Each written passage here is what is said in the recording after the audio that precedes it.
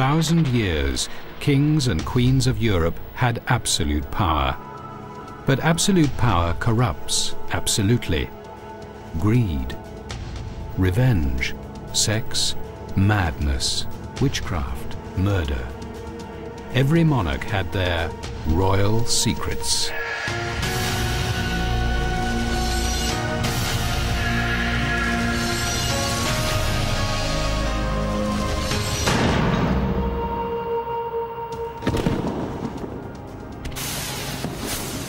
Every year on the 5th of November, the British celebrate a plot to kill a king. An assassin named Guy Fawkes planned to blow up Parliament and the king, but he was caught as he lit the fuse. Guy Fawkes was one of many assassins who have plagued royalty. Kings were constantly on their guard because anyone, foe, friend, or even family, could be plotting to take the crown.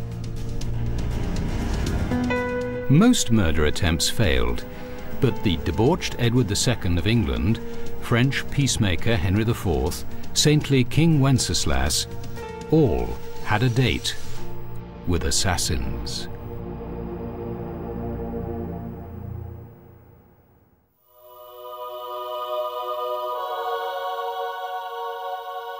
In the Czech capital of Prague, a chapel was built in the cathedral to honor the 10th century King Wenceslas. Murals on its walls depict the king's life and sudden death.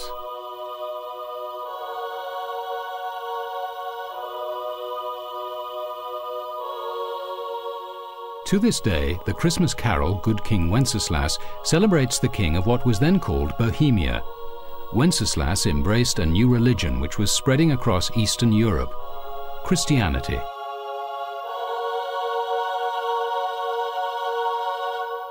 The arrival of Christianity tore families apart in the kingdom. Many still worshipped pagan idols.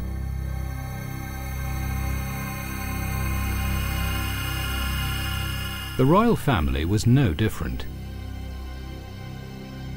Wenceslas's pagan mother killed his grandmother because she became a Christian.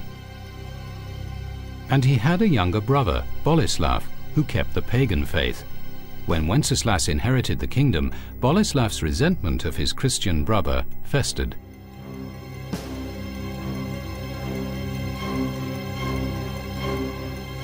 Wenceslas was so devoted to the new religion, he took a vow of chastity, guaranteeing he would never have an heir. When Boleslav had a son who would succeed when Wenceslas died, the royal line was destined to pass to the younger brother. Still, he remained jealous of the pious Wenceslas.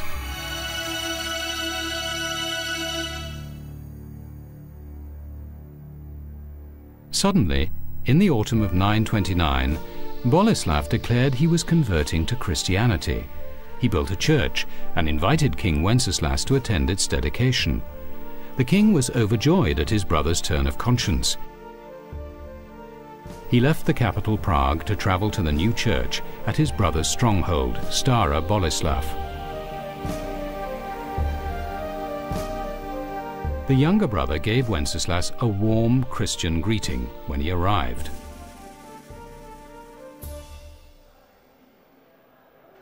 But that evening, a feast honoring the king's visit and Boleslav's conversion took on an ominous air. As the wine flowed, Boleslav's intoxicated knights forgot their reputed Christian piety.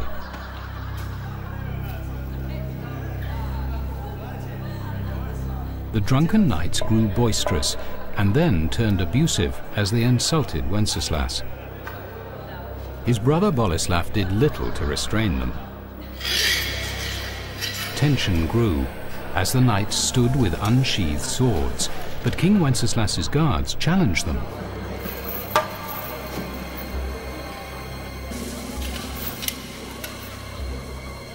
Boleslav finally called his men to order, averting a deadly showdown in public.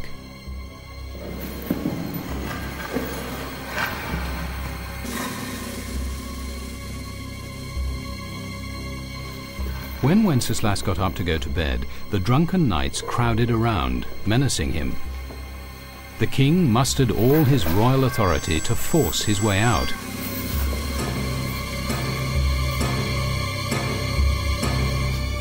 Boleslav pointedly failed to help his brother to the door.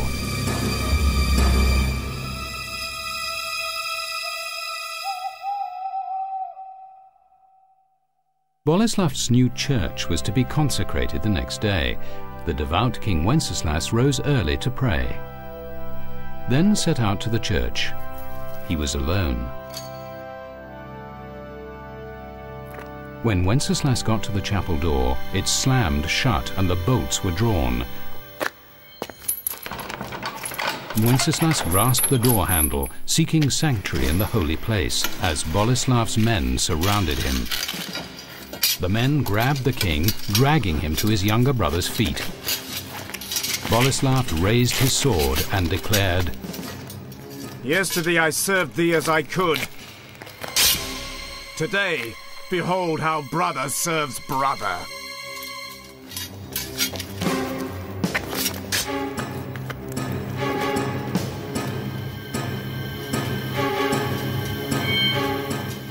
Boleslav had invited his brother to his own funeral.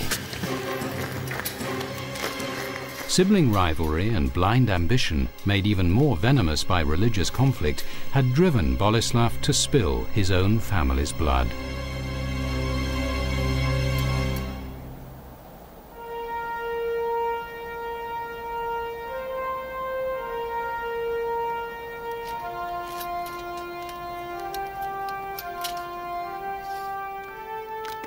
With Wenceslas dead, Boleslav seized power and vowed to rid his country of the new Christian religion.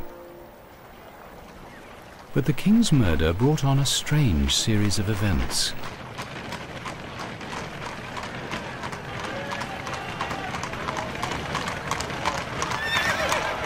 When the horse-drawn hearse bearing Wenceslas's body entered Prague, the horses suddenly stopped in front of the main prison. The driver whipped them on, but they wouldn't budge. The horses held their ground until jailers released men unjustly imprisoned by Boleslav.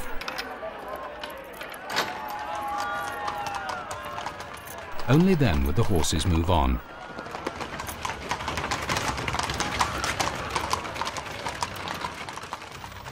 Other miracles followed. It was said that the lame walked, the blind could see. When the Pope heard of Wenceslas's martyrdom, the murdered king was declared a saint.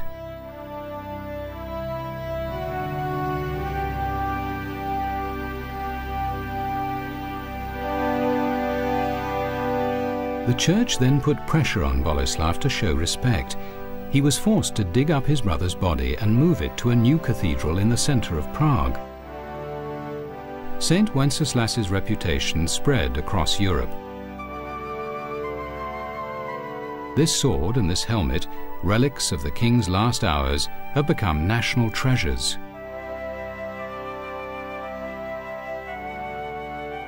Boleslav's ambition to grab a place in history failed, as Bohemia became a Christian nation, and Wenceslas became its patron saint. And every Christmas, children sing carols about good King Wenceslas, not about his murderous brother.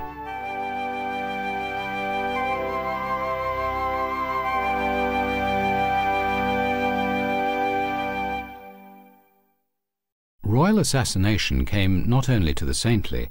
The evil sometimes had their just deserts. Witness the saga of England's Edward II.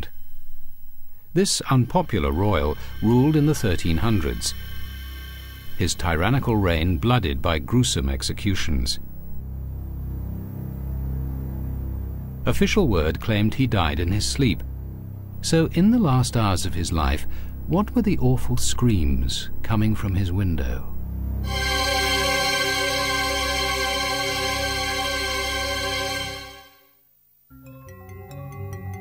Edward flouted the rules of monarchy. He ignored senior advisors, insulted barons and nobles, confiscated their lands, and squandered the treasury on the whims of his favorites. Some of these young men were rumoured to be his lovers. Edward was forced to make a diplomatic marriage to French Princess Isabella, but he soon neglected her and returned to his male lovers. Alienating both the nobles and his wife, King Edward had made a powerful set of enemies. The Queen took a lover, Lord Roger Mortimer. To be rid of Isabella, the King sent her to France as his ambassador. With the Queen gone, Edward accused her lover, Mortimer, of treason and condemned him to death in the Tower of London.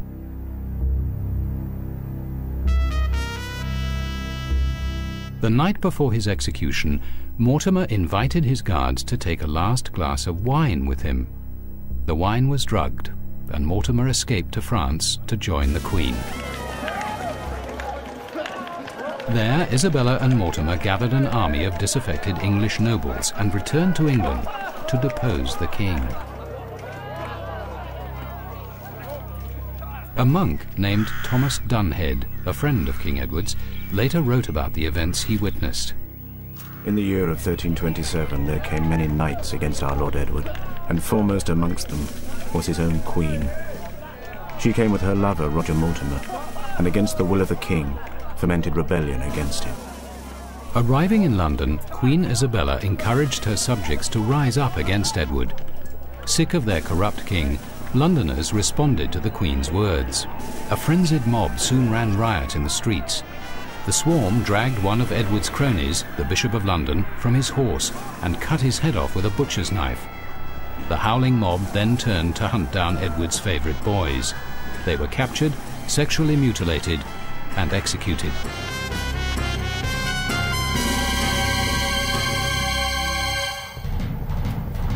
Edward realised all was lost and fled towards Wales, hoping to catch a ship to Ireland. But the Queen's men overtook him before he reached the coast. King Edward II was brought to Kenilworth Castle to face the fury of his barons. Then there came to Kenilworth the bishops, earls and barons, and they recited to our Lord the King his shortcomings. He quite freely admitted that he had governed badly, and with tears and on his knees he cried for mercy for this, and asked them to pardon him. As the king bowed his head, the Lord of Edward's court broke the royal staff of office, declaring the king's household dissolved. He threw the pieces at the grovelling king. Edward's abdication meant Queen Isabella could put their young son on the throne. Since he was only a boy, Isabella and her lover Mortimer effectively controlled England.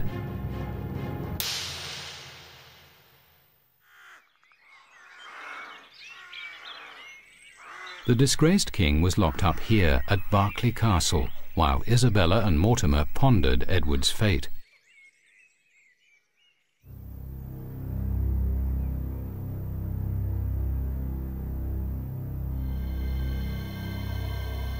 One night, Edward's friend, the monk Thomas Dunhead, slipped into the castle.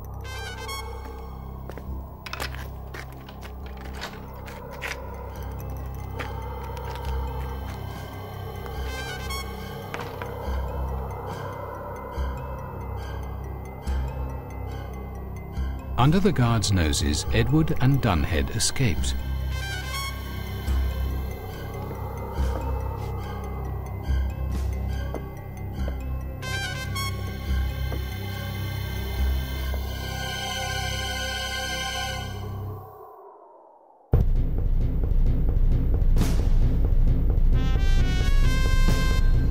Afraid that King Edward would lead a revolt against them, Isabella and Mortimer ordered a frantic search. Within a few days, Edward was recaptured and thrown back into the dungeon at Berkeley Castle. A hideous fate awaited him.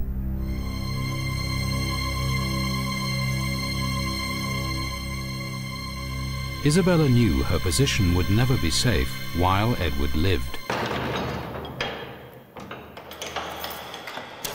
Mortimer sent a letter to Edward's jailers at Berkeley. Get rid of the king, but do it discreetly. The outright murder of a king anointed by God could easily provoke a rebellion against the perpetrators. There must be no sign of foul play.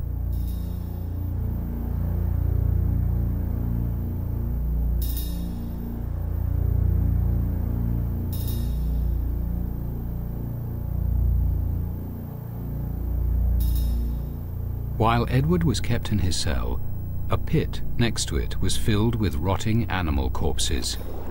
Though the king lay for days gasping in the putrid air, the toxic fumes failed to suffocate him. Another method had to be found.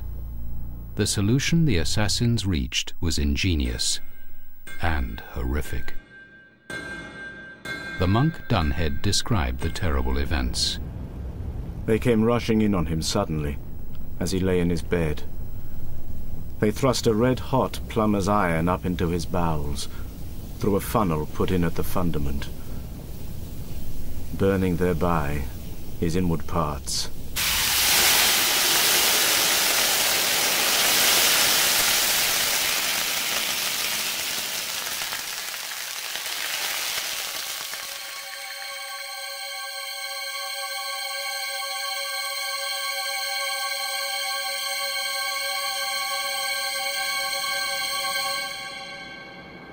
The king's death was excruciating. Even though the killers had taken care to make the murder as quiet as possible, several people on the other side of the castle walls heard screams that night, but they were too afraid to speak out.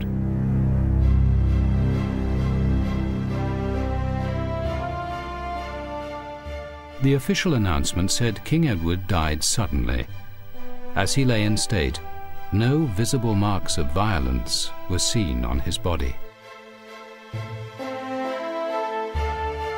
Edward was buried in Gloucester Cathedral, and a veil was drawn over the events. Rumours flew, but afraid of sharing the king's fate, no one dared to claim he had been murdered. Even the monk Thomas Dunhead refused to accuse Isabella and Mortimer, his new rulers. With regard to the king's decease, I prefer to say no more about the matter, for sometimes lies are for the advantage of the many, and to tell the whole truth does harm.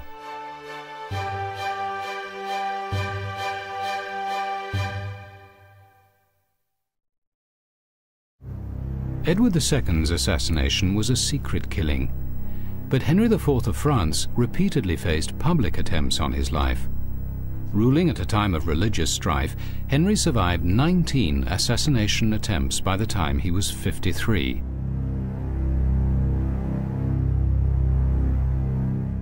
The king had already been almost strangled, and a stabbing had left his face permanently scarred.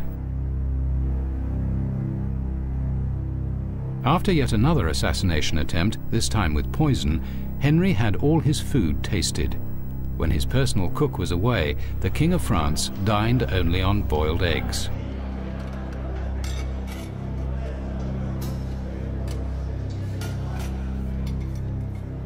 Religious conflict raged between Catholics and Protestants in 16th century France. Henry was a Protestant leader. His first marriage was to the reigning king's sister, who was a Catholic. When Henry's Protestant friends gathered to celebrate the marriage, Catholics attacked them. 3,000 were slaughtered in the infamous St. Bartholomew's Eve massacre. Later, when Henry rose to become king, he converted to Catholicism in an attempt to peacefully unite France. Known as Henry the Great, he was a successful ruler, but fanatic Catholics were still out to get him.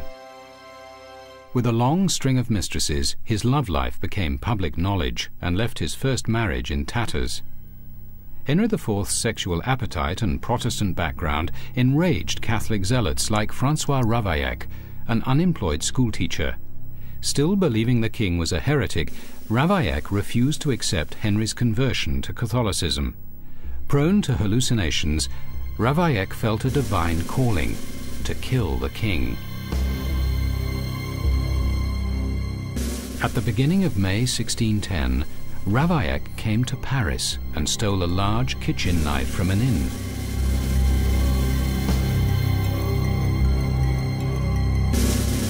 For days he stalked Henry, but he couldn't get past the king's guards. By Friday, May the 14th, the deranged Ravaillac was about to give up his mission when fate intervened. On the same day, King Henry was preparing to greet his second wife, who had been crowned in Rheims Cathedral and was to make a ceremonial entrance into Paris. A day of festivities was planned. That afternoon, the king set out to inspect preparations for her arrival.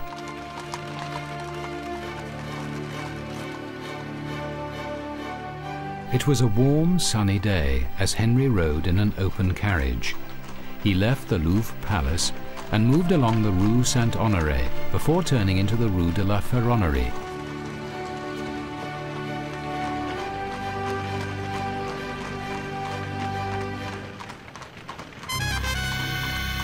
By coincidence, Ravaillac was walking down the same street at the same time. As the king's carriage passed, Ravaillac realized a God-given opportunity had come his way. Henry and his companion were completely unaware of any danger to the king. After surviving 19 attempts on his life, Henry's luck was finally running out.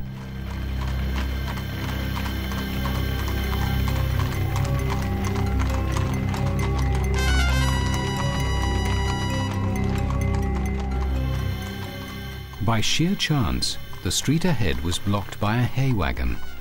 The royal carriage came to a stop. The king's security guards rode ahead to clear the way, leaving Henry unguarded. Ravaillac seized the moment.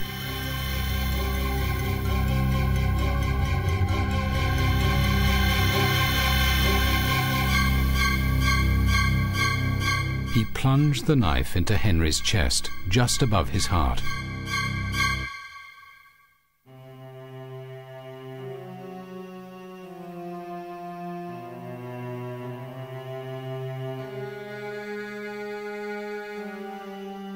Henry IV died instantly, but his death was concealed from the public for fear of riots.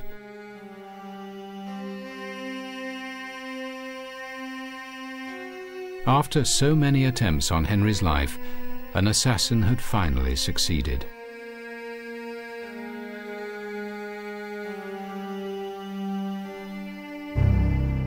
Ravaillac was taken for questioning to the Conciergerie, the infamous torture chamber of Paris.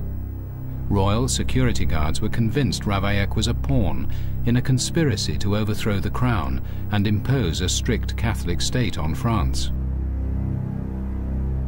He was tortured to name his accomplices. His foot was crushed in a vice known as the boot.